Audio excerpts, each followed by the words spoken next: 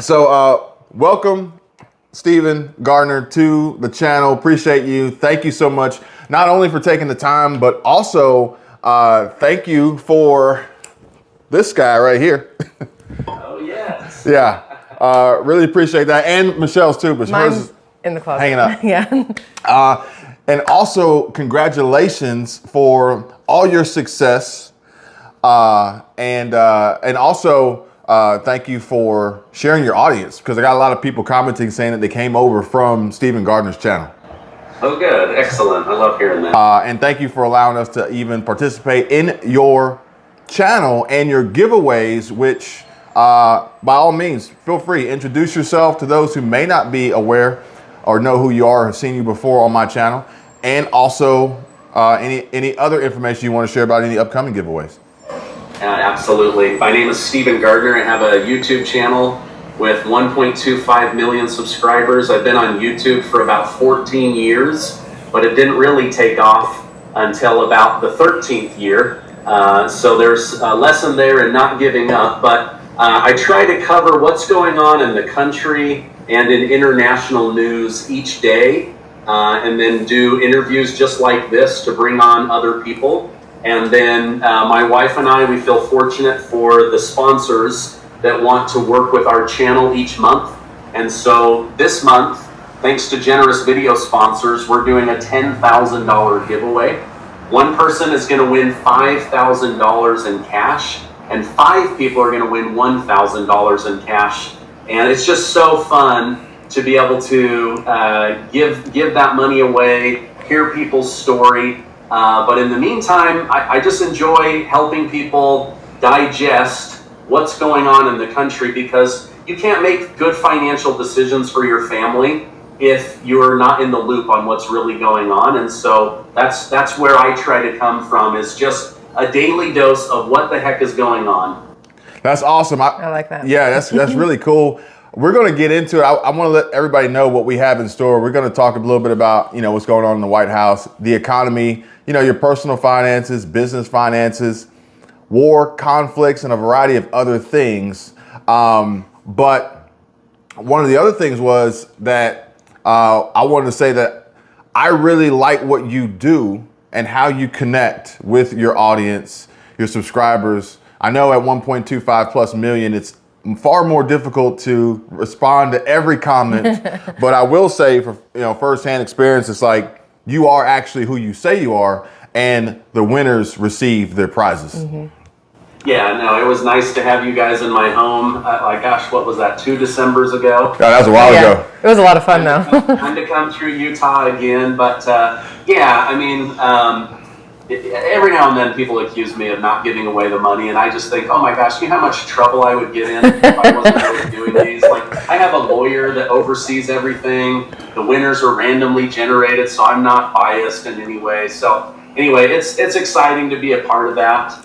And then just help people with, understanding what's really going on, because the mainstream media today, they have a narrative that they try to plug stories into in order to keep it moving forward. And I just like to cover those stories. I don't care who you vote for. I don't care about your religious beliefs, your political beliefs. Like, I just want to tell you the news and get it from multiple sources, and then say, okay, here's what I think is really going on. No, that's a similar format to what Michelle does, and she takes the information, connects the dots, but also tries to analyze how they're saying what's being said. Mm-hmm. What the underlying tone is in whatever article is written, to give you the idea of what they want you to believe, what they want you to hear from it. And so, how to focus on what is actually being said as opposed to what they want you to hear. Yes, absolutely. Mm-hmm. Now, speaking of getting started, you said you've been doing this for 14, but it took off around 13. And obviously, that was where I would assume a majority of your audience got to know you with your daily or almost daily, maybe, stimulus updates. And just recently, I came across something from was it Ilhan Omar and her possible discussions of just doing that again, stimulus checks for the people. Like, through this support act, $1,200 for adults, $600 for children. Now, I know you even had Gerald Celente on your channel here recently, American business consultant. Not to go too far into it, but what do you think about the future of stimulus checks and this way of potentially supporting some of America's people financially? Yeah, I cover the Russia-Ukraine war a lot, and I covered the stimulus check situation very heavily when we were all in lockdown. If there is going to be some kind of stimulus check, it's not going to be able to be under the context of COVID. It's going to have to be under the context of, we finally care about the American people. That's where it makes me a little bit nervous, because I don't know that politicians really care about us beyond our vote. Oh, yeah. Yep. So, that's what makes me a little bit nervous. Now, I do know that there are still people that are trying to reinstate the child tax credit, where you get a monthly check to help with raising a family. That's become very common in Europe. That was a program that Mitt Romney, a Republican, originally introduced. Democrats took it as their own idea and rolled with it, and were able to put it out for about 9 months. And then they just didn't have the bipartisan support to keep it moving forward. People like Ilhan Omar, she's part of a group called the Squad, and they typically, I have found, they put out ideas that sound really good on paper and are really good for attracting ears and eyeballs. But for example, AOC, Alexandria Ocasio-Cortez from New York, she has been voted one of the representatives that puts up the most amount of bills that never go anywhere. So, like, she has a record. Unfortunately, it's a bad track record. And so I don't know where it would go. Now, as much as I hate seeing what's going on in Ukraine and in Russia, it does kind of sicken me to know that we have so many domestic problems here in the United States, and yet we're just flippantly voting money out of the American Treasury.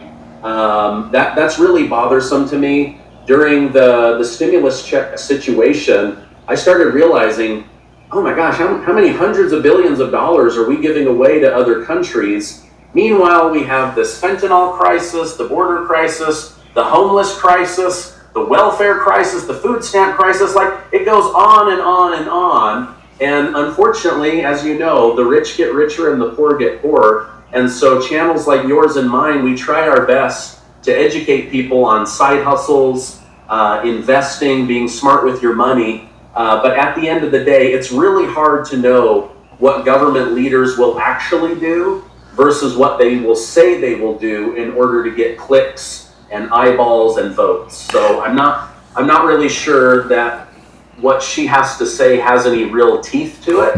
But it sounds good, and I would love to see struggling Americans get more financial help. Like, I pay a lot in taxes, and I don't like it. I stroke the check and send it off to the IRS. And I think the reason it hurts so much isn't because the amount of money is high. It's because I know they're going to waste the money. And so if it was going towards a good cause, then it would be less painful, which is why I do my giveaways. It's one way that I try to give back. But at the end of the day, I can only support my family and maybe help a few other individuals. I can't carry multiple families. Well, it's definitely appreciated for all that you do try to do. And as you mentioned, this financial support and help, what's most important is the education, because, a little can go a long way if you know what to do with it. And we try to discuss this with diversity, security, cash flow, and my 5 basic principles of basically getting on track to being financially free. But you have written a book. I've written 7. You've 7 books? Yeah, and one Christmas story. So a total of 8. But I don't know if I have a copy of it near me. But no, I don't. But the most popular one is Taming Wall Street, where it talks about where I put my own money. It's a strategy that some people like, some people hate, but it's what I've chosen for my family, and it's been really good to us. But yes, Taming Wall Street is the one I'm probably most known for, and then the second most popular is A Bridge Over Troubled Wall Street, which has to do with real estate and real estate lending. I like what you did there. So I'd have to say or ask, is there another book coming? As of right now, there is not another book coming. If I do, it would probably be a child's, like a children's storybook. But as of right now, I'm very limited in the number of people that I help with building wealth or getting out of debt, only because my YouTube schedule keeps me so busy. But yeah, the books are out there. They're very instructive. They're written in story form, so they're not like textbooky or anything like that. Well, that's cool. We gotta stay on track here because I got a lot I want to cover with you while I do have your time. I do appreciate it. And we don't really get too many of these comments anymore, but there was a time where people would say, you know, YouTube's not a real job. Oh, yeah. And you probably work more now on YouTube than you ever have before in any other job you've had. And at the end of the day, you know, you're doing great work, but you also have zero guarantee of any compensation in return at the whims of the algorithm. Yeah, that's absolutely true. It is where I spend the majority of my time now. And in fact, I'm proud to say that I actually employ other people now. I've been able to grow a team. And so I've become a center of financial help for other people that help work on my channel. That's awesome. Yeah, and that's been a really good feeling that way to grow and expand. But yes, it can be it can be a very frustrating and rewarding. You know, people tell me all the time, how do you grow a channel to 1 million? I say, I don't know. If I knew, I would write a book about it and I would leave YouTube, you know? Like, it's just, every channel is so different, and you've just got to find the audience that enjoys what you talk about on a regular basis. You know, I don't want to get too sidetracked, but I have my own opinions about YouTube and the algorithm. And let's just say, for instance, you could grow a channel to 1 million easily, but you average 100 to 200,000 views a video. What would be the difference of having a channel with 200,000 subscribers when you're, you know, the views, depending on what your objective is and what your goals are, sometimes people get hung up on the subscriber count, or even they'll say, well, how much you get paid per subscriber, how much you get paid per like, and there's way more to it than that. But speaking of these, just a little bit from the White House and, you know, like you mentioned before, getting votes, you know, putting up bills, getting people excited, getting people talking, getting votes. Real quick, let's not spend more than 5 minutes on this. Possibility of a Biden versus Trump 2024. I think the chances are pretty high. I thought maybe it might be Trump and Ron DeSantis, and they'd have to kind of battle it out for the primary. And then I think it will be Joe Biden and maybe Robert Kennedy Jr., although the media, you know, trashes him pretty heavily. Even though I believe he's a really good human being. So I think what's going on is I think Democrats want to be done with Biden, but it's really hard to unseat an incumbent. And so they might throw their weight behind the devil they know versus the devil they don't. Same thing in the Republican side.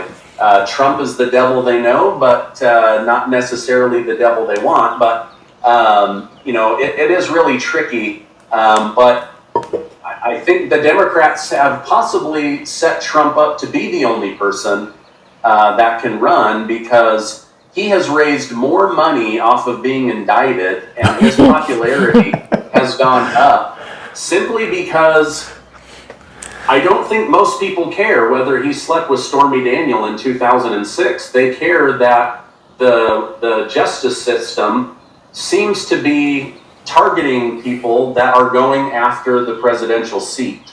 And so... Versus actually going after criminals.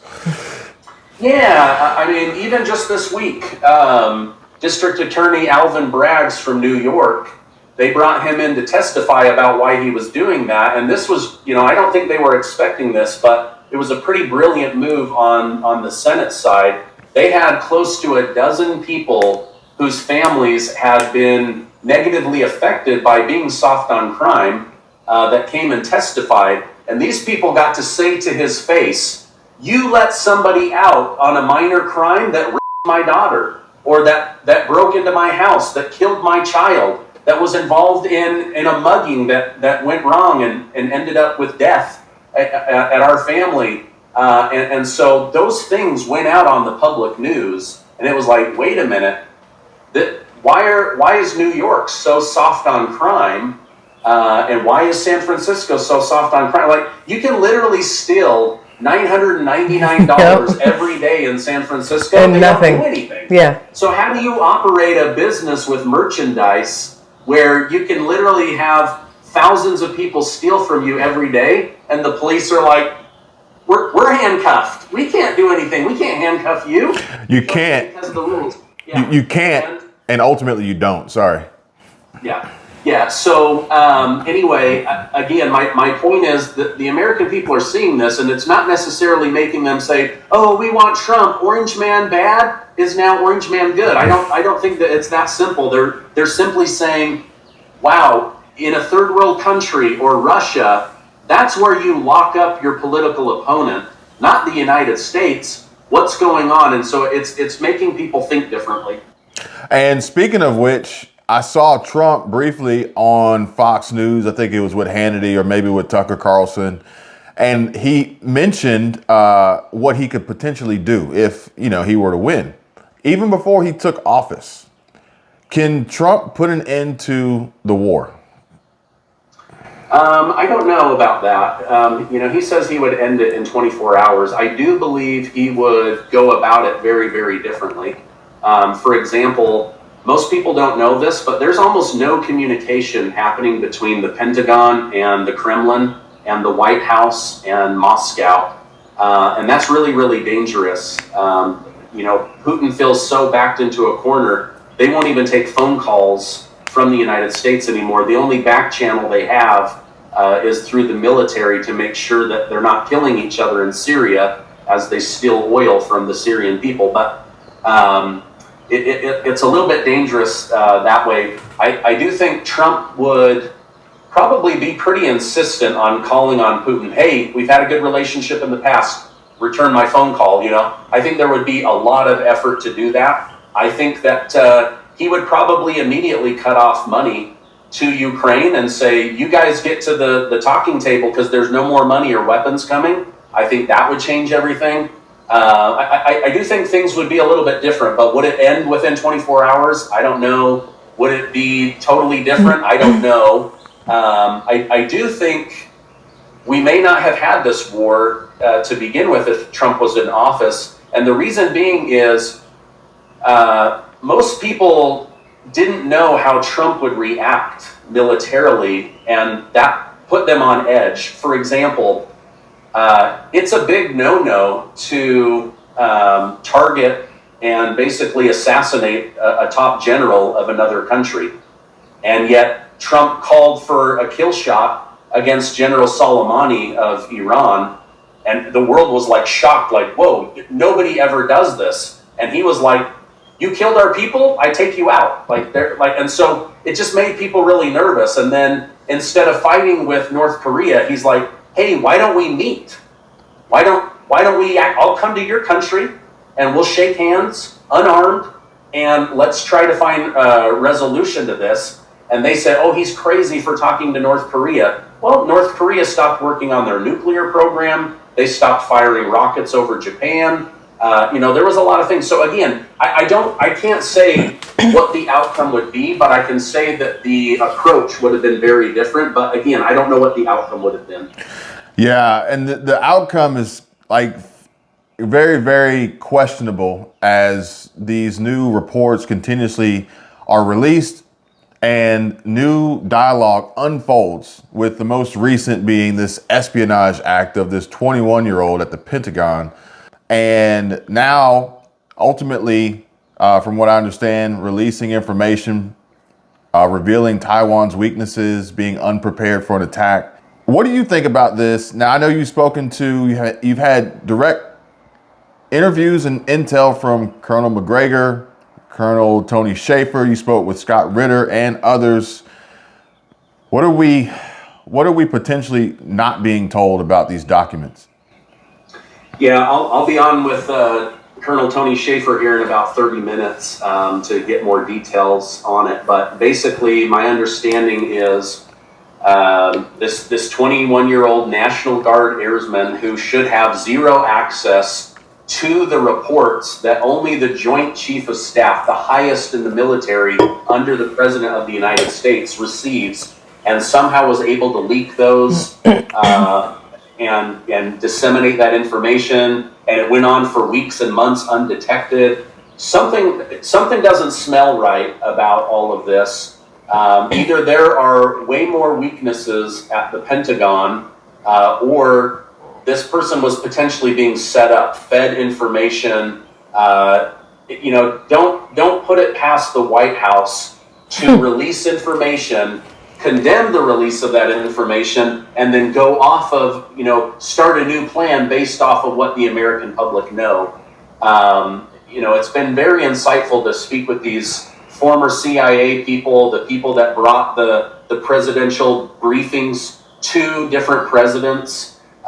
These high up military commanders and colonels. It's been very eye-opening about how much lying goes on, how much backstabbing, secret agendas. I mean, it's all very, very fascinating. I mean, Biden, for heaven's sakes, thinks that Ukraine is winning the war, and yet the top military papers say these guys are going to be wiped out in 60 days. They're going to have no way to defend themselves, no air defense. They're going to run out of ammunition this summer. I don't think we're being fed the truth. I think we're being fed a story so that they can continue to get access to taxpayer money. Now, if that actually ends up being true, would you then have to look at it as, wow, what a waste? All the money, all the resources. Yeah, I mean, there's a journalist, I don't know if you've heard the name Seymour Hersh, but he is the number one most reputable former New York Times journalist in the world. And he broke several major stories in the past. He's the one that broke the story that Biden ordered the hit on Nord Stream. Nord Stream 2 pipeline. That's what I thought. Okay? That guy last week came out with a new report from CIA Intel showing that the US government and the CIA know for a fact the top people in the Ukrainian government have stolen over $400 million of taxpayer money, and they have a list of who the people are, and President Zelensky's one of them. So it's that we know for a fact, up until it was time to defend Ukraine, everything they ever said about Ukraine is it's the most corrupt country in Europe. It's the most corrupt country in Europe. It was so corrupt, in fact, the United States did a coup and installed the government they wanted back in 2014. And this is some of the reason that Putin is saying, wait a minute, you guys hijacked the Ukrainian government. They've got a Nazi problem that's out of control. You're now trying to make them a member of NATO. And now they're being used as a buffer between NATO and Russia. I mean, I just, I don't claim to understand everything, but what we're hearing from CNN, MSNBC, ABC, these are all propaganda talking points delivered to them from the White House. Again, that this is all pushing an agenda. But then now these Pentagon papers come out and we realize, wait a minute, 7 Ukrainians are dying for every 1 Russian. These guys are running out of ammunition. These guys won't be able to defend themselves by the end of May. And yet General Milley and others, Lloyd Austin, they go before Congress and say, Ukraine is winning, and they absolutely can win this war with enough money and enough ammunition. It's like, I don't know. It's very hard. This is what is the perfect definition of gaslighting, where they tell you something long enough to the point where you're like, well, maybe I'm crazy. I guess maybe I'm not seeing the world the way you are, and then you change your opinion. That's what I think is going on. Unfortunately, with a lot of these media outlets behind it pushing that.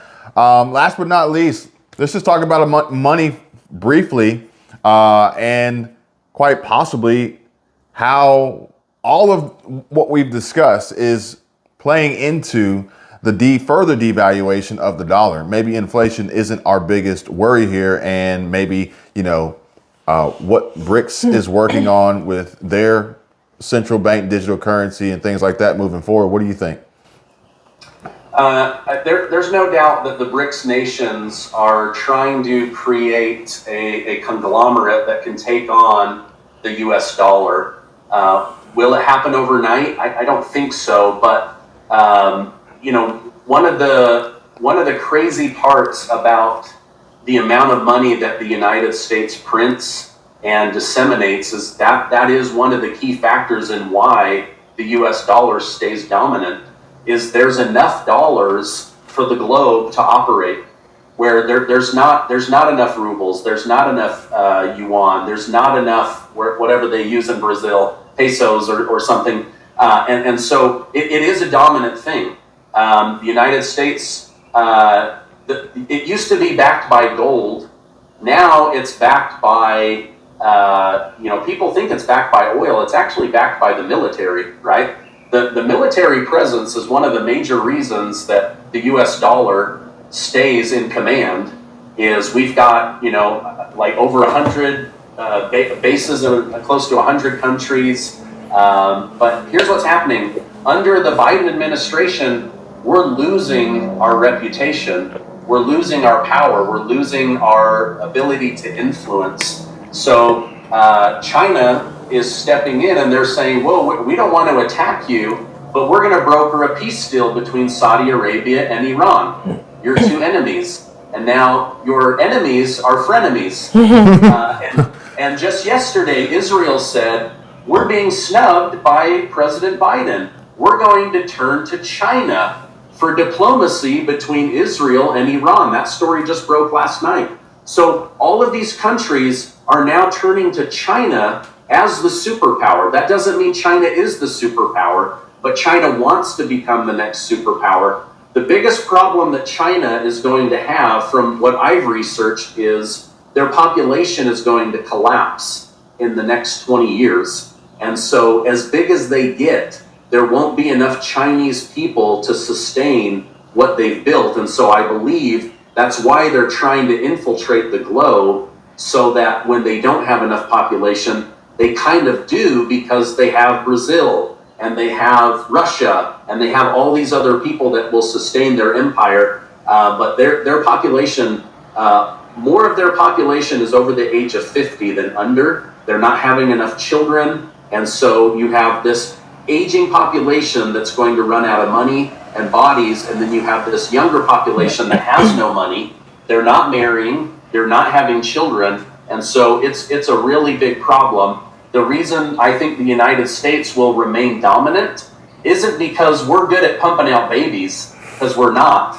It's because all of these people are wanting to come into our country, and so by coming into our country, we will be able to sustain our population and keep kicking the can down the road, keep the Ponzi scheme going for longer than China. And so anyway, all of this, geopolitical stuff is all really, really interesting. And so anyway, that's how I see it from my small little vantage point in Utah. But it's all really, really fascinating, and it's all really scary, because things can turn on a dime really quickly, where, all of a sudden houses were affordable and rates were cheap, and then they were unaffordable and rates were really expensive.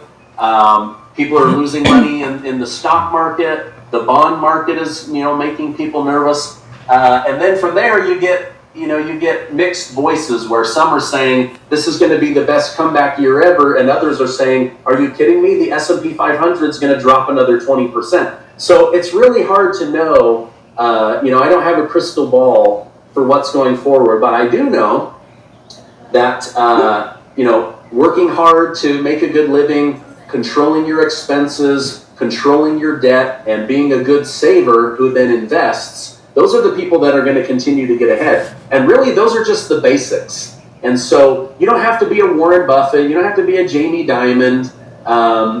Just do the basics and be a good saver, control your debt. Those are some of the very key basic things to getting ahead. And still, I still believe in the American dream. America is not a perfect country, and we're trying to become a more perfect union, but we got a long way to go. But I still believe in America. I still believe in the American dream. Well, I don't want to get on another topic because then we'll go over time. But interestingly enough, you mentioned just the basics, saving money, which is what I talk about, making more, spending less, having a budget, getting out of high interest debt, saving and investing. But you probably have come across this question a lot in your time as a creator on YouTube and the content that you put out for your audience. And it's, well, I don't have any money to save. I don't have any money to invest. I'm on a fixed income, SSI, SSDI, whatever it may be. What's the simple path to get on the right track when you're in that situation?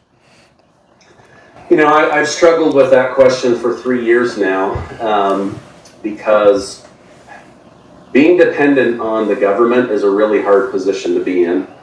And so I'm not really sure. Like, people would ask me, how do I get really wealthy? And it'd be like, okay, you're asking me for a custom tailored suit with no material to work with. And so you've got to go get material. And some of that is, there's people legitimately on disability and in situations where they're probably always going to have to be dependent on the government. And the only thing they can do is try to control their expenses in an economy where inflation is going up. I don't really have an answer for that. Those that are on SSI, you can have more by becoming more. That's the only answer I have. You have to go get more skills. You have to go maybe leave the job that you're in now for the job that will pay better. Don't be more loyal to your employer than you are to your future. Don't be afraid to start a business. Most people think, oh, I have to quit my job and throw myself into it. One of the best pieces of advice that a mentor gave to me was, he said, you can work full-time on your job and part-time on your fortune. And eventually they will switch.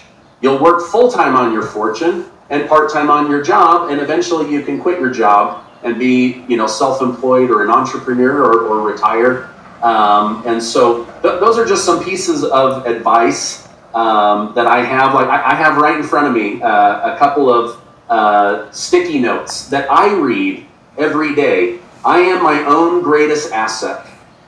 Takes courage to make money, not just money to make money.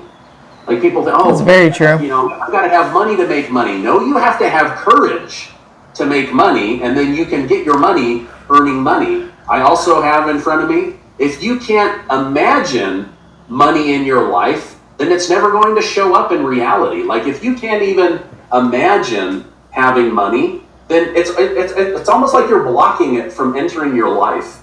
And when I used to do financial planning with people and they wanted to go to the next level, I would ask them, okay, I want you to imagine that your income is doubled. And they'd go, oh, I can't imagine making that kind of money. And I go, well, that's why you don't. If you can't even imagine it, then your brain will find every way to not get there. But if you can start imagining it, it's not like you go from making 50,000 to 100,000 overnight. Those are very rare stories. But if you go, okay, I make 50,000, how do I get to 100? And now you start with someplace, and now it's like, okay, what are the steps that I need to put in place? Okay, I've got to have more skills. Maybe I've got to switch industries. Maybe I've got to get into a sales position or a marketing position. Maybe I need to go back to technical school and stop working at a restaurant and work on becoming a welder or a plumber or a carpenter, something where it's very little debt and you're putting in sweat equity to learn a skill that then can pay you for the next several decades at a very good rate. And so I would say, most people just need to start imagining, what would it be like to bring in double the amount of money? And now your brain can start looking for solutions. But if you say, I'll never get there, then it actually looks for excuses to keep you at the level you're at right now. It's just the way the human brain works. Well, interestingly enough, Michelle would say, whether you think you can or you think you can't, you're right. Yeah. And what I have been saying here recently with the uncertainty in the markets is if I were to invest anywhere, I'm going to invest in myself. Mm-hmm. But lastly, kind of touching on how do I grow a channel to 1 million subscribers? Well, that's kind of like saying, how do I immediately get wealthy? How about you just figure out how to get 1 subscriber, and then you figure out how to get 2, and then you continuously use this method to continuously build. You can use this same philosophy and principle for building wealth as well. But I do have a question for you. Last one. On your sticky notes in front of you, do any of them include XRP, Ripple, or cryptocurrency in building your wealth? You know, the only crypto that I own right now is Bitcoin. I used to have some of the smaller coins, and I decided to get out. This was before like the Terra Luna crash, and what was the one that just happened? FTX. Before those, I was like, you know what? I'm going to scale back, and I'm just going to go into Bitcoin and Ethereum. And so I went into those, and then they dropped, and I was like, okay. I still believe in the principle, and so even though I've got some wounds here, I'm going to stick to it, right? And trust. And then a couple of months ago, there was a bump in Ethereum. I sold out. It went down, and then I was able to get a little bit more Bitcoin. So I'm a Bitcoin maximalist, as they call it. It's not that I don't believe in the other coins. I just believe in Bitcoin more. And so, yes, I do have some crypto, and I do believe in crypto, but I don't believe in all of crypto. There's too many coins out there. A lot of them get run up by celebrities or a really good idea, and then they come crashing back down. And so for me, where I don't like to take a lot of risk, I feel like Bitcoin is the one that has the least amount of risk, a great amount of upside left in it, the greatest amount of potential utility with the commercial and government space. But again, the other coins, I'm not gonna rag on them or badmouth them. I don't know enough about them, but I'm not personally putting any money into them. Even I have, I get presented things every week, as you can imagine. And one of the first questions I ask is, how is this not an unregistered security? And most people can't answer that question, and so I say, no, thank you, I don't want to be involved. If the SEC deems any of these coins an unregistered security, they will immediately evaporate overnight, because none of them have a source of income. None of them create, I don't care how much utility or value you say they have, if there's no money to pay the SEC to stay registered, you're out of business overnight. Like, most people don't realize this. It costs $100 million a year for Apple to be a publicly traded company. That's lawyers, paperwork, all the fees, $100 million. So now you have like a Bitcoin or an Ethereum or something, and they say, you're an unregistered security, you have to register, it's $10 million to get in and get going. They're like, we don't make $10 million unless people believe in us and run up the coin. Now they don't believe in it, they run down the coin, right? Or, okay, we can pay that one time, here we go. What about year 2? What about year 3? What about year 10? So again, this is just me. I'm not trying to discourage anybody, but when it comes to my own money, these are the things that I'm looking at, and I'm going, okay, Bitcoin is the only one that has been labeled as a property and not as a currency. All the other ones, hang themselves out there as if they're the next currency, and they will have to go through at some point. Is this a security? Is this a currency? Is this a piece of property? What is this? And if they're classified wrong, they could evaporate overnight, or they could shoot to the moon and be the next big coin. I don't know. So for those reasons, I'm only in Bitcoin at this point. I was waiting for the Shark Tank reference. For those reasons, I'm out. And for those reasons, I'm out. Well, thank you again, Stephen Gardner. We really do appreciate it. It was a pleasure talking to you, picking your brain. Hopefully the viewers will enjoy this conversation as well. And maybe this summer, last summer we didn't get a chance to. We didn't drive through Utah. Maybe this time we'll come through Utah. Yeah, we'll come knocking fun. on your door. Only if you're gonna make that bread. I don't know. Only if you're gonna make that bread again. Oh yes, yeah. Or we can go get tacos or something. Yeah.